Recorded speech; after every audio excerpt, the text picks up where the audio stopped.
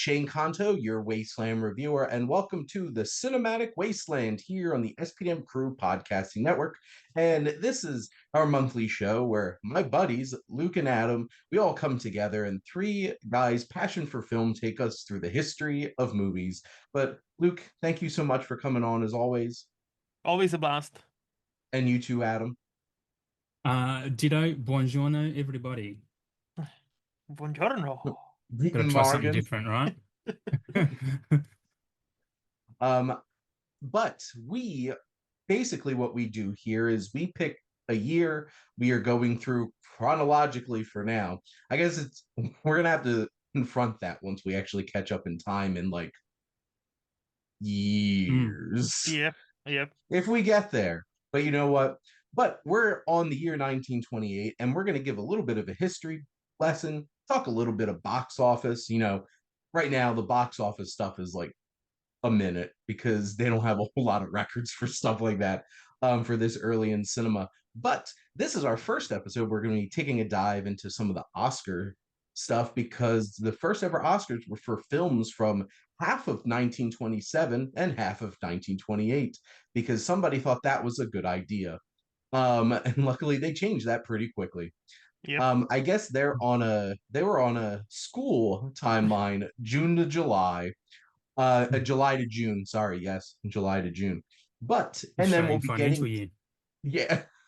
So we'll be getting into our film that we picked for this month, which is The Crowd. But let's get into some history first. We have RKO, which is Radio Keith Orpheum Pictures. Look at that. I had no idea what that stood for. I was just Thank gonna you. say I didn't that. either. What was the second word? Keith, Keith, yes. as in like That's Keith Urban.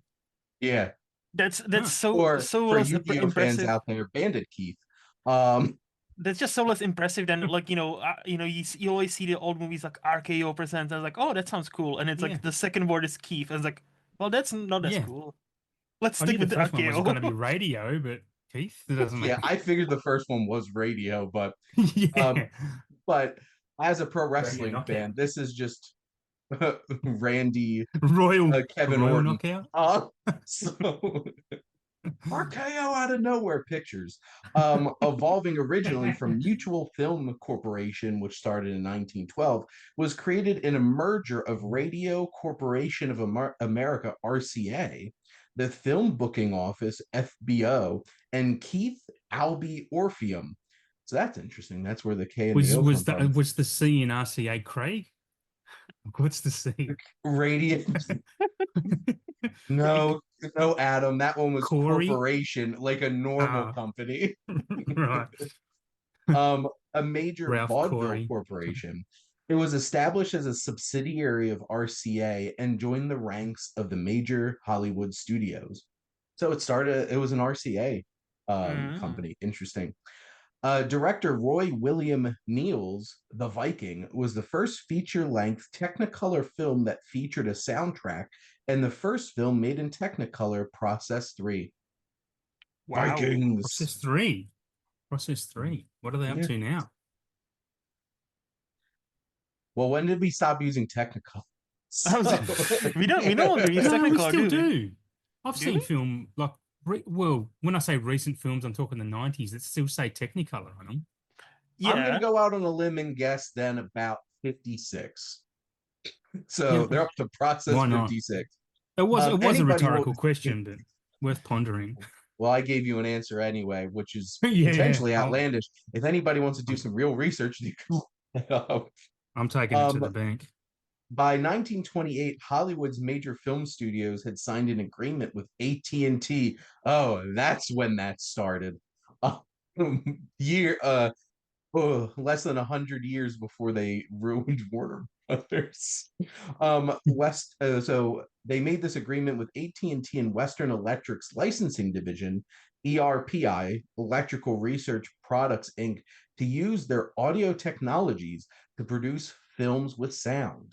They proceeded with the conversation of production facilities and theaters for sound film. This led to an explosion in popularity. So it looks like AT&T was actually an early collaborator with the film industry to make sound happen. Okay, that's good for them, I guess. And now There you go. that name is slapped on all the buildings. There you Just go. just to go back one step, the last film to use Technicolor was The Aviator. Ooh, That makes Martin So pretty, sense. Scorsese. hmm, Which Cinema. I know he used a bunch of different aging technologies to give it that kind of vibe for yeah, Mhm. sure. absolutely. Yeah. What a film nerd. Would have used the Kodak stock or something as well. Yeah. The first Mickey Mouse short animated film, Plane Crazy, was debuted on May 15th, 1928. The character of an animated mouse, future Mickey Mouse, was modified from Disney's earlier character, Oswald the Lucky Rabbit, which was introduced in 1927. So this was the dawn of the House of Mouse. The dawn of the apes. Dawn. No, mouse. Sorry. Which, Dawn of the Planet of the Mouse. there we go. Mhm. Mickey Mouse has come a long way, especially the version in South Park, who you don't want to mess with. Uh, Randy, you're gonna have sex with that pangolin. That was a great episode. And that is how COVID. Yes. That was wild. That was so messed up.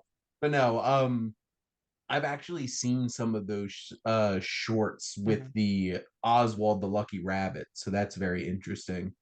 The first all talking cartoon short, Paul Terry's Dinner Time, with synchronized sound, was premiered preceding Disney's Steamboat Willie by a month. Hmm. It was made after Warner Brothers' success with the jazz singer. But I think the moral of this story is if you have better marketing and a genius behind it, your film will be remembered, and the ones that actually did it first will not. So It's the same. Well, it's Yeah. the same as Yeah. the Blair Witch Project, isn't it? You know, it's also often regarded. Oh, this is the first found footage horror. No, there was like a month or two before. There was an actual found footage horror, like before that, but it had no marketing and it had no like cult following before it was even released. Didn't have the oh they were actually dead.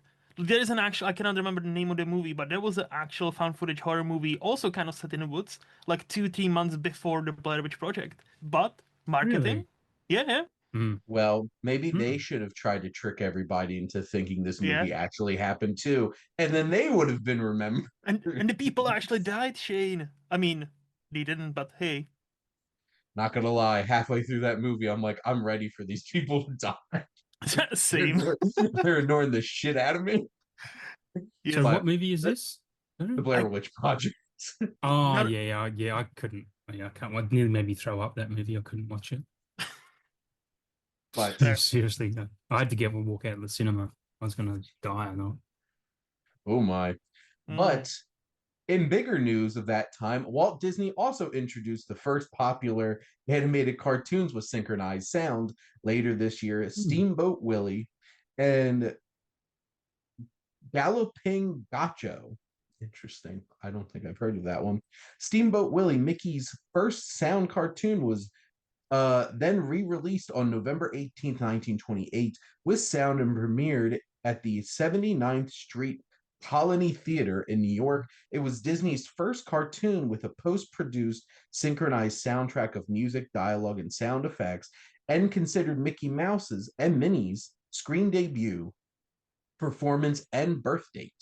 It was the first sound cartoon that was a major hit. Walt Disney provided the voice for Mickey until his death. So Mm. Is this that is right? a monumental moment in cinema with the I debut actually of didn't know Steamboat that. Willie. I actually didn't know Walt did his voice. Here you go. Hmm. Yep. Look, he has a range of talents, um, Hmm. which is interesting because he did not do a lot of directing after the first couple years. Then he just became like, pull the strings. Well, Um, until Sean Baker, he was the only man who to win 4 different Oscars Hmm. in in one night. yep. Yeah. Until Sean Baker, yeah, very good. And Hmm. technically Bong Joon-ho did not. Yes, because his fourth Oscar went to the country of South Korea and not Bong Joon-ho, because because that's how the obviously, international Oscar works. South Korea made the movie, Shane, not Bong Joon-ho. Like, duh. I feel Wonder where that Oscar sits. In a museum somewhere in Seoul. what I'm imagining is that Bong Joon-ho gave them one of his other 3 Oscars so that they could be sitting there kissing each other in the display case. Imagining him like, wherever they have it on I have display one in too South many of Korea. these. You can keep them. I Yeah. have one too many of them anyway, so he just it's fine. Take this one. By the way, just to my previous point, the movie wasn't called The Last Broadcast, the first found footage horror before the Blair Witch Project. Sorry, not to be on a tangent. No, it's all right. This is a Google type episode. And that was the last time people thought about it, unfortunately. Yeah. Like we pointed out, Marketing. the winners write history here, like Blair Witch Project and Walt Disney. Yes. The first time I feel like they were probably ever clumped in the same place. The Best Picture nominated Western film in Old Arizona, made by directors. I've never known how to pronounce this. Is it Raoul Walsh? Raoul. Raoul. Raoul. Yeah. Raoul Walsh and Irving Cummings was released. It was the first full-length talkie film to be shot outdoors on location and not in a studio, as well as the first sound Western. Wow. That's pretty cool. Wait, did you say I wonder where they Arizona? hid all the microphones. Yeah. Haven't you ever been to Arizona? I've heard of Jackie Arizona. I was waiting for somebody non-Americans. to react to that. I don't think Shane has watched. I don't think Luke has seen What We Do in the Shadows. I'm not sure. I've seen the movie. I haven't seen the show. Yeah, there you go. You need to watch the show. If you want to understand my reference that I slipped in there, you should go check out the Jackie Daytona episode of What We Do in the Shadows. I will definitely. It's on my list. Why do you talk like that? Well, everybody talks like this in Tucson, Arizona. Wait, so to my question, is that like an old-fashioned name for Arizona? Was Arizona? It's just no, it's Matt Berry. It's Matt Berry. Matt Berry. No, but the Oscar, wait, but the Oscars Western thingy, the last Arizona, no? You just said, Shane, like, the Oscar, the first sound Western was, what was its name? It was Arizona. Old Arizona. Was it Arizona? Okay, I'm a dumbass. I said Arizona because I wanted to try to see if anybody would pick up. And Luke did, and now you all got a nice, good. You should go check out What We Do in the Shadows. And here's me thinking, oh, Arizona used to be Arizona. That makes sense. Okay, never mind then. I'm pretty sure he just said it like he said Pennsylvania. And it's just, Matt Berry being Matt Berry, which is a global treasure that we could all appreciate because he's amazing. Next up, we have the gangster melodrama The Lights of New York by director Brian Foy, was released by Warner Brothers at the first 100% all-talking feature film as a result of the phenomenal success of The Jazz Singer that had just a few minutes of sound. This first Warner Brothers gangster film was unexpectedly successful, grossing over $2 million. Wow. See, if you put the sound in, you get that money. Yeah, people are ready for that sound, to hear the dialogue, not to read. New technology brings people out. I think Avatar. James Cameron found that out with Avatar too, right? And then everybody found out how if you misuse the 3D, people are like, no, fuck this. No. Yeah. And it dies. James Cameron proving me wrong every time. Way of Water. This came out way too late. This is definitely not making as much money. Yep. 5 months later, third highest grossing film of all time. I'm like, well, I was wrong. Never bet against the king. Never. No, when Fire and Ash comes out, I'm just like, well, this is the 4th highest grossing movie of all time. Honestly, probably. It's crazy, right? Probably. It's all just going to be Avatar and the Avengers. That's all Yes. this is going to be at this point. Warner Brothers' second all-talking picture was The Terror, directed by Roy Del Reus, adaptation of Edgar Wallace's play regarding a haunted house terrorized by a homicidal asylum escapee. The Mm. film's many ads capitalized on the new feature of creaking doors, howling winds, organ music. Yeah, I love that organ music.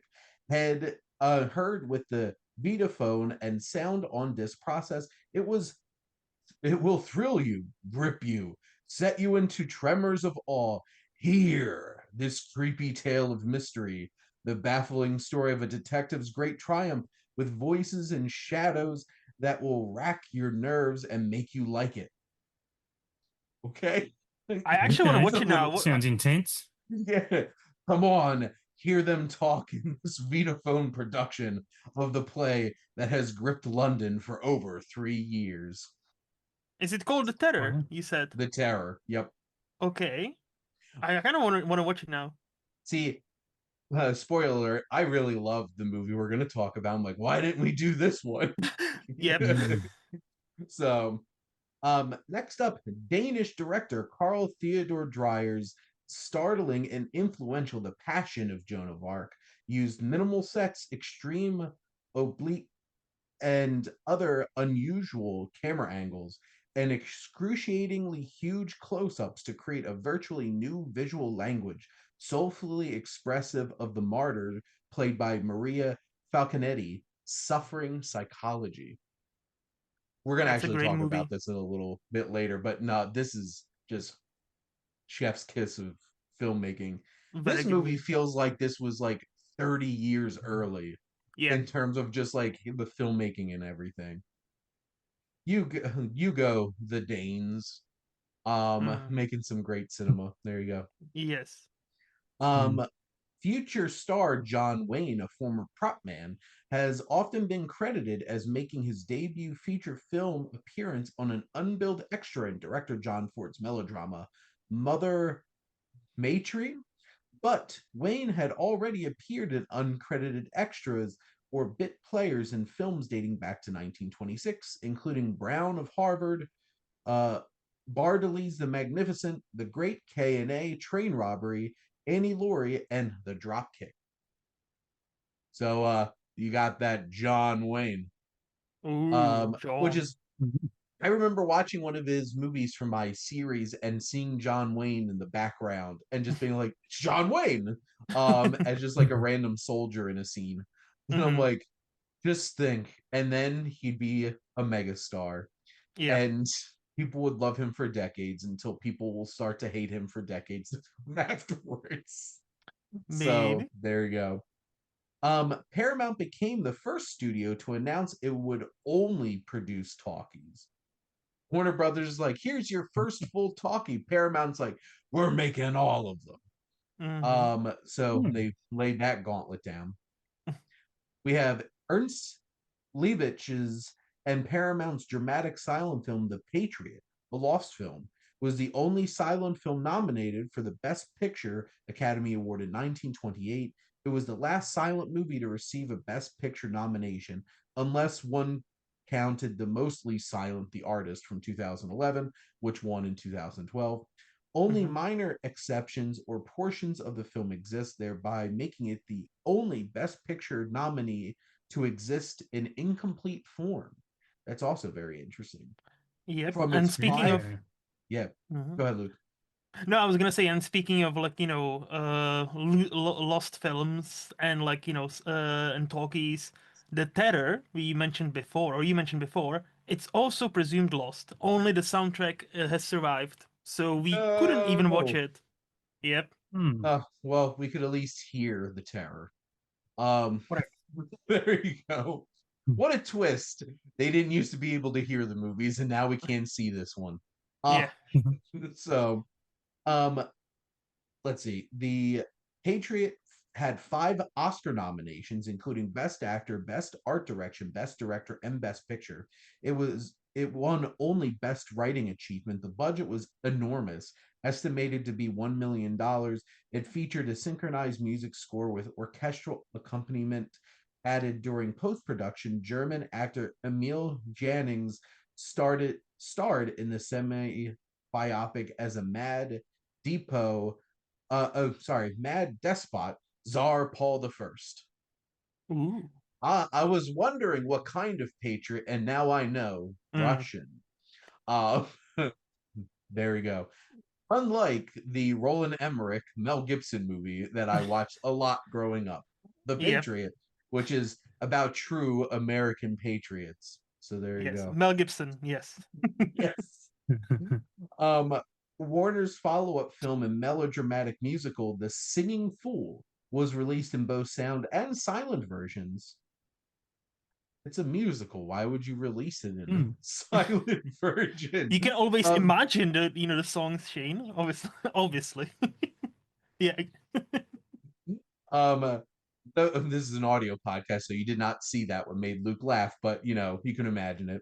Yes. It contained the first hit song from the Talking movie soundtrack, Al Jolson's performance of Sonny Boy. Only have a few more left.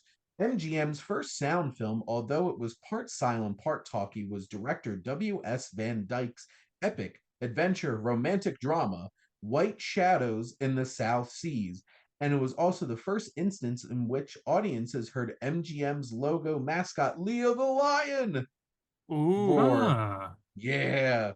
See, that's cool. real. That's real cinematic history right now. And now I get disgusted because the beautiful MGM lion roars and then it says an Amazon company. Yeah. It And feels then so it's like, wrong. no! It's sad, but I think we're still lucky that it lives on because it could have easily just all gone to nowhere. It would have, Yeah. honestly. Yeah. Yeah. So I guess we should thank you, Mr. Jeff Bezos. Yeah, there's Thank pros you. and cons, right?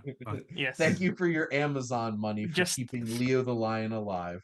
And now they have James Bond, so just we wait until, or what are they gonna do with James Bond? Just imagine if American warehouse staff weren't exploited the way they are, then we wouldn't have MGM anymore. There you They've go. put in the hard work for all of us. Yes, thank you, all of our exploited American workers, for keeping Leo the Lion employed and on movie screens. Yes. Well, now that they threw all the broccoli out, now Jeff Bezos has full control of James Bond. There you go. Director Jermaine Dulac released the classic The Seashell and the Clergyman. So say that 5 times fast. I'm not gonna say, and then in parentheses it has the French title. I'm like, nope, not attempting this. The first surrealist film, although many have claimed Un Chien Andalo, which I know is the Appalachian Dog, by Luis Buñuel and Salvador Dali, a year later, was the first. So yet again, somebody not getting credit for doing something first, because Buñuel and Salvador Dali had a better marketing campaign, and also cut a name. They cut an eye open, so I feel like that one lasted a little longer. Talk to Guglielmo Marconi about that. Well, poor bloke. Italians. The latter film, filled with irrational and shocking images, opened with the infamous scene of the slashing of a woman's eyeball with a razor blade. See, I didn't even read the rest of the blurb, and I knew. There we go. That's what got J horror. That's J horror type of stuff. Oh, Jess and I were trying to pick a movie off of the screening list that I had, and I read through like 10 synopses, and I'm like, "Are you gonna pick one?" And she's like, "What's the next one?" I'm like, "It's a Japanese horror movie." He's like, "Let's do that," and then regretted every hour and 25 minutes. Well, it's like, why did we pick this one? I'm like, why did you pick this one? But for the record, it's freaking creepy because Japanese horror is on a whole other level of weird shit. Yeah. Asian horror films don't mess around. No. Yep. Just for you, there's a public service announcement for all of you out there. The first reported example of the use of freeze frame, a special effects camera shot or optical technique that halts the action on a single frame of film, giving the impression of a still photo, was in director Alfred Hitchcock's early British comedy film Champagne. In the shot, Yeah. a group of dancers on a cruise ship were freeze framed. Then, as the image pulled back, it transitioned to become a framed picture labeled New Year's Eve Aquintania. Mm. And lastly, Broadway star actor Humphrey Bogart made his film debut and his first leading film role Huh. opposite Helen Hayes in the two-reel short The Dancing Town. His success soon led to a film contract with Fox Film Corporation. Dumb question. Is that Helen Hayes any relation to the guy behind the Hayes Code? Hmm. I wonder. I I did not wonder. do my research Nepotism to started find early that in out. Hollywood. It's not even nepotism. I was just thinking, like, is it like her, like uncle or dad or whoever, and that's why he wanted to be like, no, nobody's gonna do this to my. So, as somebody who has never watched this film and only can speculate, I'm Mhm. imagining father-daughter situation where it's like she got a little bit risque in the movie, and dad's like, never again, Yeah, and yeah, then yeah. changed film history for the rest. So there you go. But yes, we got Mickey Mouse, we got RKO Pictures, and Humphrey Bogart all in 1928, Nice. and the Yeah. Oscars. So there you And the go. Oscars. There we go. But let's do some highlights from the box office. The Singing Fool was the highest grossing film of the year. I saw from my research it made $3.82 million. I would Mm. like some of that money, especially in 1928 money. Yep. What Yeah. that would be today. Other Mm. films that did well. The Circus from Charlie Chaplin, which I actually just watched for the first time, probably probably like 5 months ago. Street Angel and Lilac Time, the total box office revenue was $11.2 million from the whole year of 1928, which honestly, unfortunately, still makes more money, which is more money than most films still make at the box office right now. Unless you're like really hitting it, a lot of these films are skating by with like openings and $3 million and then just so Mm. Mm. unless you're Lilo and Stitch, as well as we're recording, which made Smashed a it. metric shit ton of money. So Yeah. I'm actually a bit surprised. I knew it would make money, but I didn't think it would make it's the fuck you power money. of millennial and Zoomer nostalgia, who are just like Mm. Mhm. Lilo and Stitch. It already made more money than the original, and it Yeah, already right. made more than Snow White did in its whole run in Well, 3 days. I think I make Um, more money than Snow White did.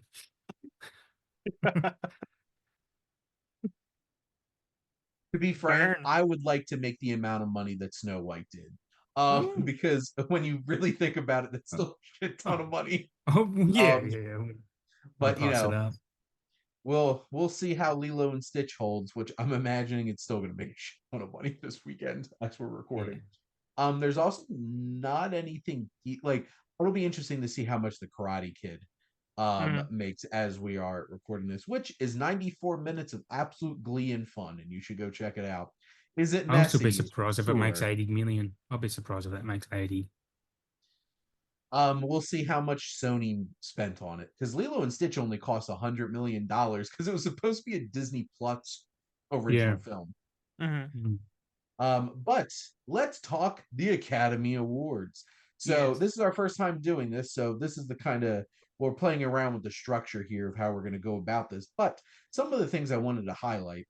So, outstanding picture was Wings versus The Mhm. Racket versus Seventh Heaven. And have either of you seen any of these movies? Not yet. I No. have no. Me neither. So we cannot make judgment on what should have won Great start to this new outstanding segment. picture. Um, but here's the thing: there's other Might keep films this that were until we get to the nominated that 70s. have stood the test of time, Mm-hmm. Mm. and that's the thing. It's just like how relevant are the Oscars Yep. to what's really going to stand the test of time? Which is interesting because the two special awards went to The Circus from Charlie Chaplin and The Jazz Singer, Mm. Mm. which I have seen both of them. actually do not like the Jazz Singer very much. Oh, really? Okay. Well, because Luke, have you seen it? Nope. Let's just say There's there's a healthy blackface in that, right? there's a Like that's healthy Al. dose of blackface in it. Yeah. And It's also Al like Jolson. Yeah. it's one of those kinds of things where it's like this is a famous movie because of a technical aspect of it. And then Mm, the rest of the movie isn't that particularly interesting I either. see. Mm, But the circus is because it's peak Chaplin and he's doing some great stuff with it for sure. Now, this is interesting because they had a unique and artistic film category. mm.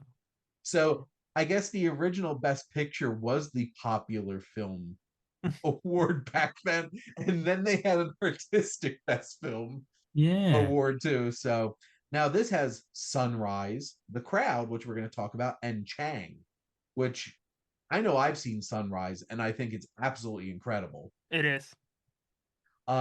Amazing film, and we'll hold our thoughts on The Crowd Mhm. because we're going to be talking about that in depth. But I have not seen or heard of Chang, Me so I neither. don't have any thoughts on that one. Nope. And then we have our Best Actor and Actress categories, which it's so funny because Fascinating. both winners won from multiple films. Mm. Well, there's only Um, 2 nominees for actor, but they're in 4 films, as in 2 each. yeah, obviously, Really strange. things have changed a lot since then. Mhm. Emil Good to see Jannings Gloria won Swanson get for nominated, though. The Last Command and The Way of the Flesh. I've actually seen The Last Command, and I thought it was a really interesting and really good movie. And I would not argue with him winning Best Actor because he put in some work in it. So, Mm. I don't have a whole lot of frame of reference for the actors for this year, but I think Jannings' performance in The Last Command was actually really good and would recommend checking out that film. Mm. Have Okay. either of you seen either of these? Unfortunately, not. And then we have Janet Gaynor, who won for Sunrise and Street Angel and Seventh Heaven. Not to be Wow. confused with the 90s sitcom. Um, well, I guess it was more of a dramatic show, Yeah. which is now clouded with a lot worse kind of stuff. Yes. But Yeah. Yes. yeah, Yeah. But Sunrise, she was great in Sunrise, so I Yes, could she was. definitely see that for sure. Um, but yeah, that's all I really had for the acting categories. Now, I thought this would be a fun thing that we can do. Now, I don't know how well this is going to work for this one, and also because I forgot to prep you both for this segment. So we're gonna go. Now, question: do either of you keep track of the movies you watch for like cinematic years? Like these are all the films No. I've watched from 1927 or I 1928. I check not No. to your extent where I have a list of every single year on your letterboxd because like you're like Which is another just a level. copy of my spreadsheet that I have because I have that right in front of me. But I do like Yes. to check my stats because I pay for the patron tier or letterbox, so it gives you like all the nice stats. So like I can see Mm. like like 20s and 30s are still my like 30s are my highest rated decade because like I've only seen the Ah. greatest movies, so like my Yeah. average Mm. rating is like 4.38.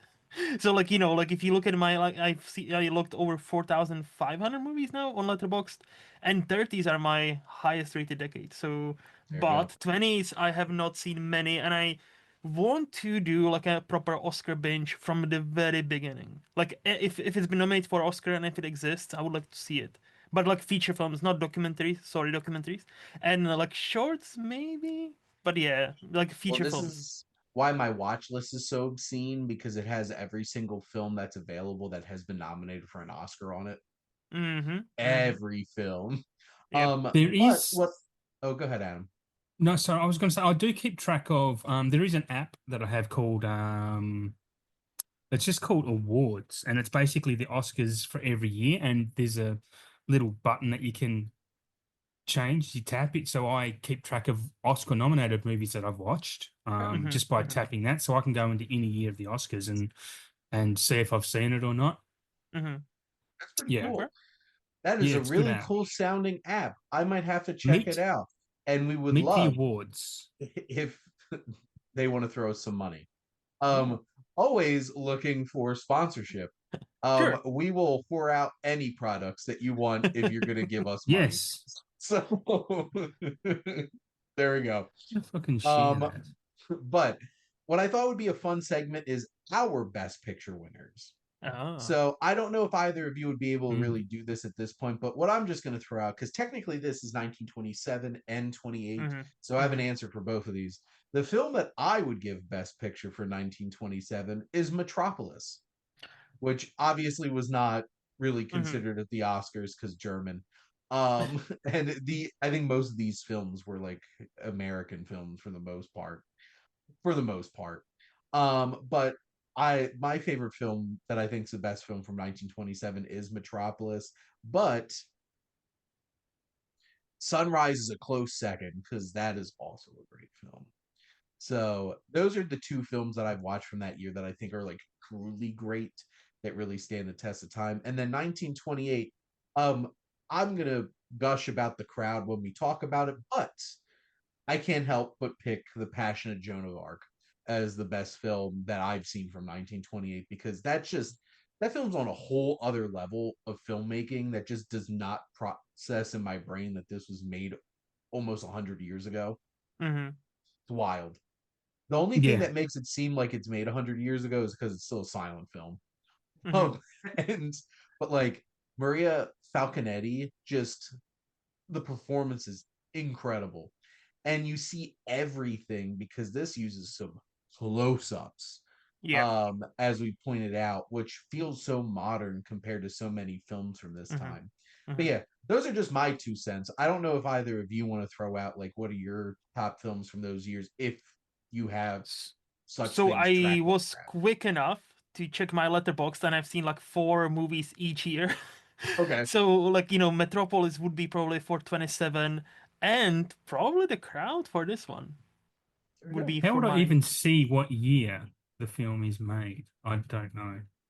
In If my you letterbox, that is. if you go to like films, and there's a like you can sort it by decade, and if you click on decade, you can actually see every single year. So you can just click on a, Ah, and then that gives you all the movies you've rated from that year.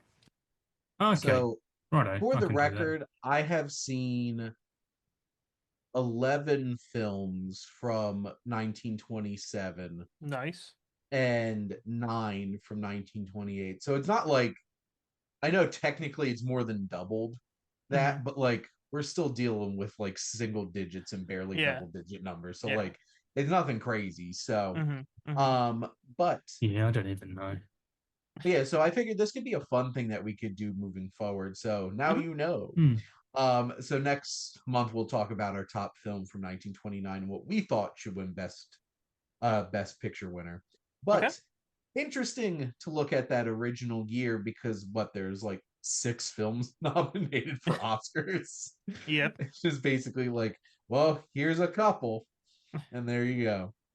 But are we ready to talk about The Crowd? Let's do it.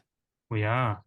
So this is obviously from 1928. If you couldn't figure that out from us talking about 1928 for the past 40 minutes, but this is a film from writer director King Vidor, who is I feel like a pretty big name from that Mm-hmm. era Hmm. of film. And the life of a man and a woman together in a large impersonal metropolis through their hopes, struggles, and downfalls. Seems pretty vague, but this is definitely a much more like human drama kind of story. So it's not like this has like a big MacGuffin filled kind of plot film. Mm-hmm. It's Mm-hmm. very much a Hmm. drama and it's an hour and 38 minutes. And IMDb calls it a workplace drama, a drama, and a romance. But let's jump in here. But let's start with you, Luke. What were your general thoughts on The Crowd? I really, really like this movie. Like I would say the universality of the story still resonates and will resonate with many people even today. Hmm. And how all like this is like almost 100 years old, and it still is relevant when it comes to like you wanted to make it, and you're just you always feel like you're so close, but yet again you fail. And then how that intertwines, with your relationship with your significant other, and being a kind of a dick, and she's a kind of a saint. Like like we still see it to this day. So Yep. like I really appreciated this movie. I loved it much more than I thought I would. How about you, Adam? Um, yeah, surprise, surprise, very similar to Luke. Yeah, this is a great film, and Mm. again, surprised how much I really liked it. I was one of those ones where I was totally engaged. It was yeah, really good. It's just stupidly relevant to today. Just basically a guy trying to from a kid go I'm going to be big one day and doesn't really achieve his dreams, and it tells a really typical story of married life. Like you see that niggle between them.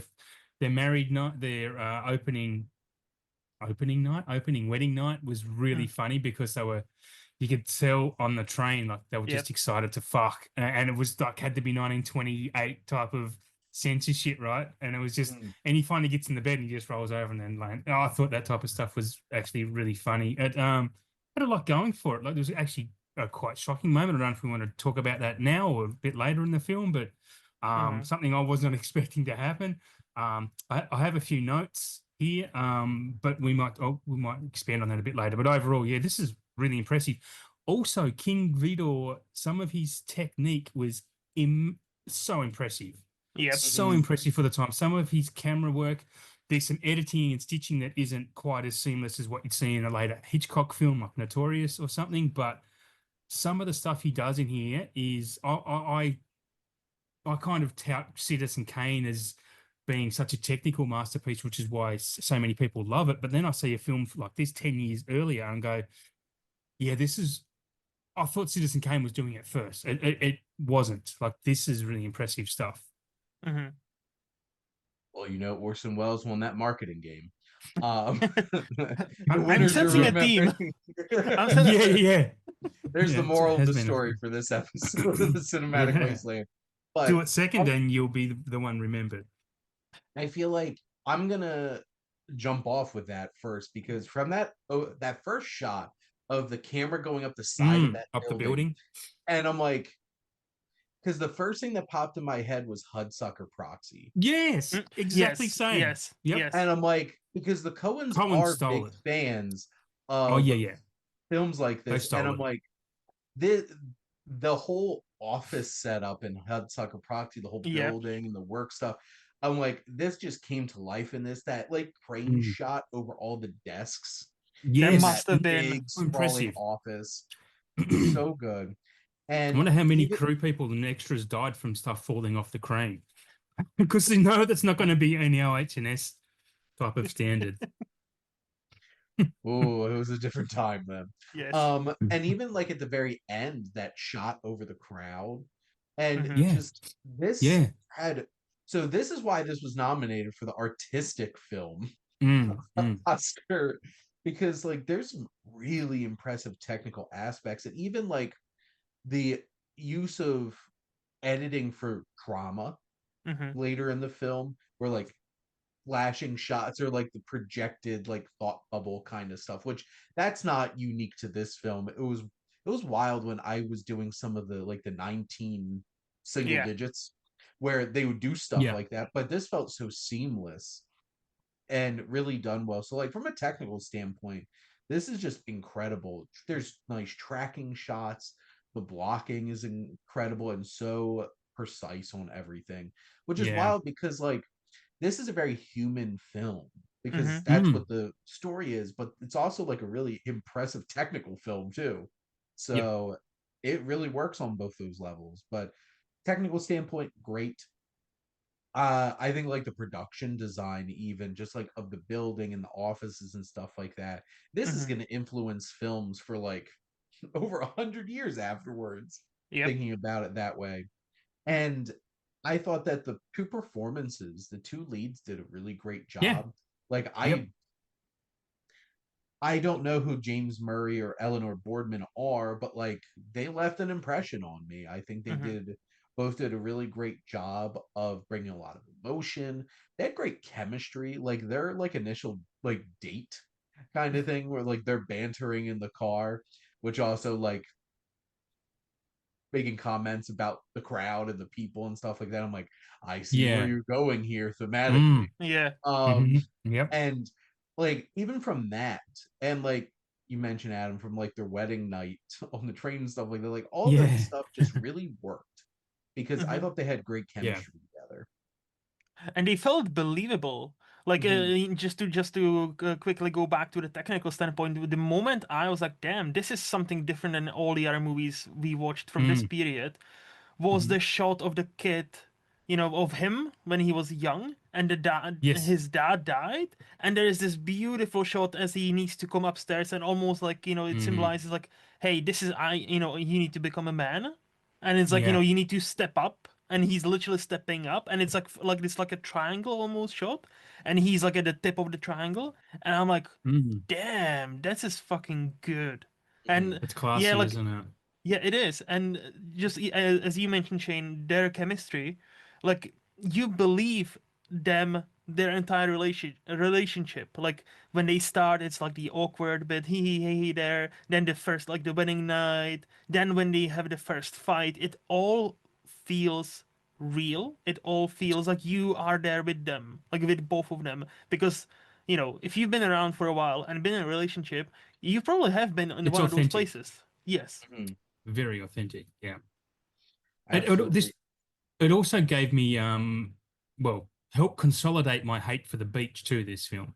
Because there's a couple of scenes on the beach where I'm like, why the fuck would you take an open cake and leave it on the sand when you got kids and it's like, oh, I hate the beach, man. And they're making sandwiches. I'm like, you're eating sand. Like, why are you doing? And they're wearing like these woolen cardigans and suit and slacks, and you're at the beach. Like, it just made me go, yeah, this is why the beach is a shit place to be.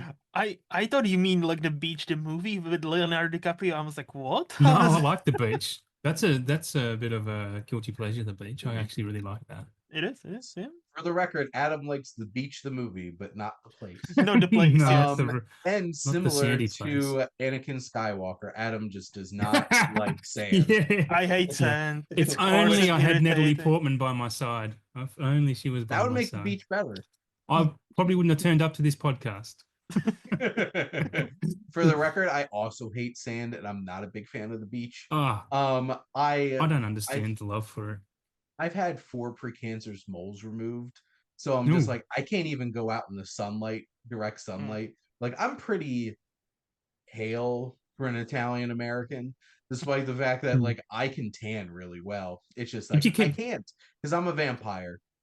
you keep growing that beard, then you could be a vampire like Jackie Daytona. You're not Oh. far from Staten Island, right? You're not too far from Staten Island. I'm honestly not that far from Yeah. but there's also an insane amount of Italian Americans on Staten Yeah, Island. yeah, So yeah. they're a little bit of there's layers and levels to Italian Americans from Philly to Jersey to New York's and Hmm. even in New York you'll find different types of Italian Americans between I feel like Staten Island is like a very specific type and his neighbor the neighbors in Yeah, What We Do yeah, in the yeah, Shadows yeah, yeah. 100% like Yep. nails that perfect but um I thought that this film like the in-law dinner Hmm. too Mm, relatable. Like, and here's the thing, absolutely. I have a very good relationship with my mother-in-law, and but not a lot of not everybody has good relationships with their in-laws. And Mm, that scene just like this scene is gonna be like played out in movies for decades, like a century to yeah, come, yeah. because like just the discomfort He's and the judgment, and it's just like, damn, yeah. there's He's some not good good enough for writing her, here. and yeah. But see, the thing is, right?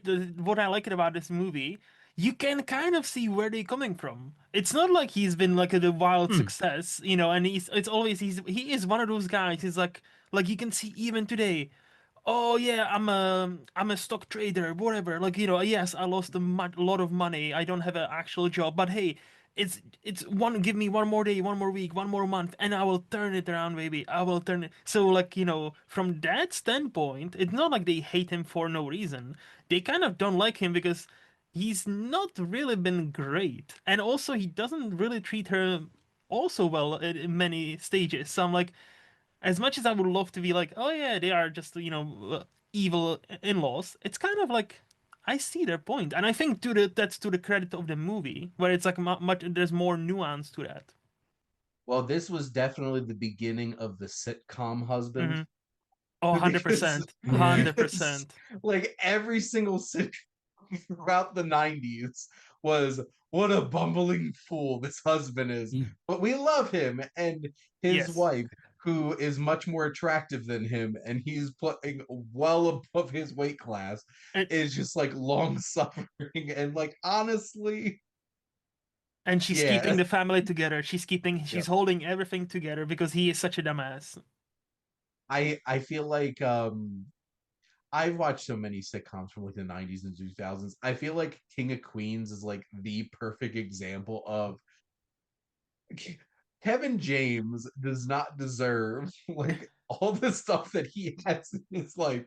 How much of a he is in that show. But no, like you feel like there's like obviously were there films that did kind of stuff like this before? Hmm. No, I haven't watched them, but there could be. But I feel like this sets up a lot Yeah, of tropes for a Yes. lot of relationships definitely. in media moving forward, and I Hmm. feel like it hits. And then Hmm. I feel like this is the time we could pull the band-aid off. I was gonna say, speaking of it Yeah, hits. man, what a fucking pulling the rug out from under you moment that was. Like So that truck driver was trying to hit that kid, just to be clear. Yeah, He was fucking following that kid. he hunted it down. Like hit your brakes at least, mate. Like holy Yeah. shit. this was like Jewel. Yeah. Like they were coming for them. It was So Christine. That's what it was. It You need wasn't to Jewel. It die. was Christine. Oh so my god. a little anecdote. So I was watching this, and Jess woke up and came down while I was in the middle of watching this. And like I'm watching this and we're like chit chatting. And then this moment happens and my jaw just dropped. She's like, "Are you okay?" And I'm like, and she looked at the screen and saw this girl get hit by this truck and just like, "What movie is this?" And I'm like, Yeah. I didn't think it was this kind of movie. What's great? What makes that hit harder is because he's just gotten his $500, which would have been a shit ton of money back Yeah. then for Yes. his winning that slogan competition. Yeah. They're all on top of the world, and then all of a sudden, hey, call the kids across the road. I'm like, don't call your kids across the road. I And was I gonna say think, the well, they're going to Wow, moment make hey, it get because your it's a damn movie. kids. the shot, Yeah, but the moment we see the shot from across the road, I was like, "Uh-oh, is this gonna go where I think it's?" well, And it went. I was like, "Fuck." that's the thing. I had the expectation like they're going to be fine, and then like you see the car, it's going to be it's going to be a close call. But then this thing hunts her down like Christine and just clonk, bye bye, kid dead, and then let's replace it with another one. 5 minutes later. I was gonna say it's Well, 1920s, well, Yeah, um, the I feel mortality rate like wasn't high. It wasn't high. well, to be fair, the most toxic way of trying to fix a marriage is insert child. Yeah, So it's just yeah, like a baby will fix this, but no, that shot, that girl's like in the middle, and like that truck is coming, and you're just like, and that poor kid, and then the ripple effect Mm-hmm. of this and the scenes that follow, there's just so much emotion, and he's like mm, a shell of mm, himself, and him at work, and just like yep, these flashes in his Yep. head. yeah, yeah. Oh, that was some pretty good work too with the dual layering of the scenes. Like it was Mhm. Mm-hmm. on his head, like it Mm-hmm. was in his brain, like Mm-hmm. Oh, Homer. Looked yep. good. Oh, Yeah.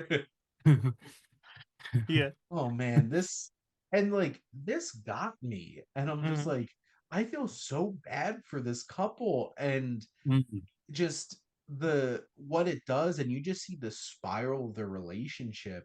And not gonna lie, the will they won't they break up dance, all that stuff at the end really yeah, got me. Like that yeah, was really effective. Mm-hmm. And I'm just yep. like, you can tell these two people don't want to be apart, but Mm, like, should they mm, be together? And you just have this, and you know, as like I'll speak from my own experience. It's like I've had breakups like that Mm-hmm. where at the end that breakup didn't happen. Mm. Oh And yeah, yeah, you yeah, just have those yeah. kinds of moments, and it just this film is so surprising with how effective it is at crafting a drama with real characters and Mm, just these really authentic performances, and it just gets you. I was pretty blown away by Same. this experience. Like, mm, honestly, this is like looking back at what we've done on this show together, like mm. this is like This is up probably my there. favorite movie we've watched so far. I don't know if it's the best, but it's definitely my favorite one we've watched. I Okay. think, I think a big factor in that is that it takes me by surprise when I watch these Mhm. older films to realize that life wasn't really that much different from those type of levels than it is today, like from a Mm, relationship level, from just Mhm. making your way through life. Like it's all very there's not much different to today. Like we're all trying to Yes. live big dreams. We're all trying to get that promotion and make more money, support our families, and blah blah Mhm. blah. And sometimes we hit these walls. Sometimes our kid gets hit by a car, then we almost break up. And but you know what I mean. Like obviously the yes. last part was in Oh yeah. jest, but it's Yeah. it's it's just refreshing to see that we haven't evolved that much, I suppose, in those respects. Well, go ahead, Luke. No, I was just gonna say, like, yeah, no, everything you say, Adam. Basically, it's what hit me. Like as you say, the dance is great, but the ending, like as mentioned in my letterboxd review as well, Mm, I didn't expect the ending. I genuinely, because like it at first, it seems like a happy ending, right? Like the very yeah. last scene, but then if you think about it, is it happy ending? And I think again, it's like what so, and I think that kind of underlines this entire movie. It's much more complex and it's much more nuanced than it Mm, has any right to be for 1928, when movies mm-hmm, were mm-hmm. most movies were not as complex and nuanced. Where Yeah. you know, oh yeah, they are happy right now. As you know, to your point, Shane, from earlier, they are happy right now, and you can tell they are obviously like attracted to each other. They probably both like actually love each other very much, but nothing much has changed.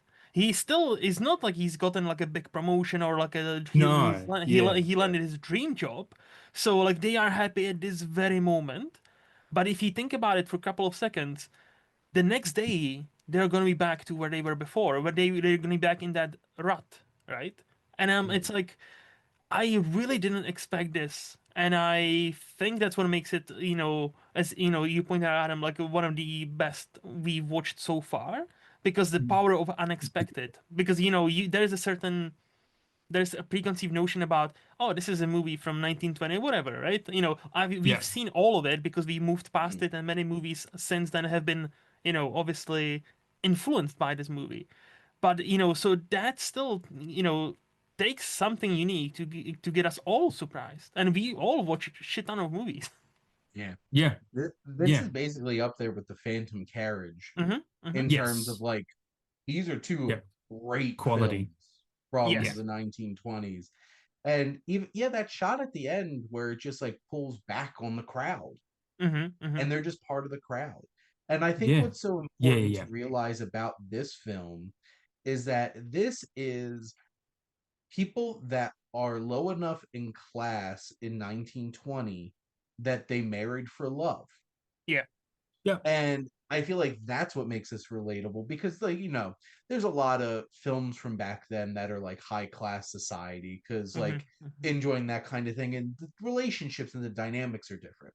This is so much more relatable for like us today Hmm. Yes. because a lot of people now marry out of love and Hmm. connection and stuff like that Yeah. compared to back then, or Mm. like, you know, It was class and obviously money and obviously there's still that going on today, but like this was very relatable for people in 2025. mm. Just Hmm. strip away the advancements of technology and stuff like that. They're still at the core of this a very human Yes. story that we can relate to. Hmm. It's Yes. because So the there. arguments, the struggles they have are real. The arguments are real. That's the saying before about authenticity. Like and that the fact that we haven't evolved much, it's still all the same. Like human nature hasn't changed, is probably what I was trying to say. Obviously, the world around us has, but our nature hasn't. And again, like it's such a smart step for the movie to start with him being a kid, and with the scene, what are you gonna be when you grow up? I aspire to be a cowboy, and then he says, "Oh, my daddy Yeah. always says I'm gonna be somebody big," and that Yeah. aspiration, and then never living up to that aspiration, but always chasing it, Mm, like. mm, That's something so universal for pretty much everybody, no matter where you're from, no matter mm. like your color of your skin or like nationality. It's something so tangible. Hey, Yep. I could be great. Like oh, my parent or who this and this person so and so told me I will be somebody great, and I'm not living up to that, and then I'm down on myself. And I Mm-hmm. think that's another like layer why this movie is actually pretty great. Yeah. But those are our thoughts on King Vidor's 1928 film, The Crowd. And that's our thoughts on the year 1928 as a whole. So this is another episode of the Cinematic Wasteland wrapping up here. But let's look towards next month where we jump into 1929. We'll still have the same segments and everything, but we'll be talking about uh, Zviga Vertov's Man with a Movie Camera. Yes. So we're hopping on over to, I'm assuming this is a Soviet film, right? Yes, Russian. Yeah. One of the most So, influential Russian, filmmaker. Yep. yep, at this Yeah, point, Kaufman. which was indeed the Soviet Union, by 1929. Yep. So we will Mm. be checking out this Soviet classic, but thank you all for listening. And Luke and Adam, thank you as always for coming on and joining me on this ride through cinematic history. Always a blast. Thank you once again. Yeah, good fun. Bring on next month. And all of you out there, make sure to like, comment, and share on this episode. What are some of have you seen any of these like early Oscar nominated films? Maybe you've seen one of the outstanding picture nominees, unlike the three of us. I know what Wings is. I've never watched it. It's on my watch list, obviously. Same. But and make sure to follow or subscribe wherever you listen to your podcast. The SPM Crew Podcasting Network is ever expanding. I know Adam has a new show brewing as well. We do. And I have 5 of them on. So, but it's getting to the point where I'm having trouble keeping up with all these podcasts. But honestly, I've been getting into the groove with some of them because we have so many different shows that you could check out. Whether it's Luke, talking with people about life and the world, and most importantly, Movies. movies. Mhm. And Adam talking about physical media, which I tried looking up The Crowd on physical media, and from what Oh. I could tell, it was only released on VHS and never made the leap. Oh, is that right? Yeah. Interesting. It's kind of one of those ones you think Criterion would get their hands on, Yep. actually. Criterion, if you're listening to us, get on this, put The And give Crowd in us a the copy, will you? collection, and Take me to the we closet. will gladly pour out Yes. all of the collection on here if you want to be our sponsor. And if you like our logo, check out my buddy Joe, who did a great job putting this logo together. Very interesting vibe that I wanted to go with this logo. He has a fun Etsy store. You should go check it out. But most importantly, thank you as always for tuning in and supporting the Cinematic Wasteland here on the SPM Crew Podcasting Network.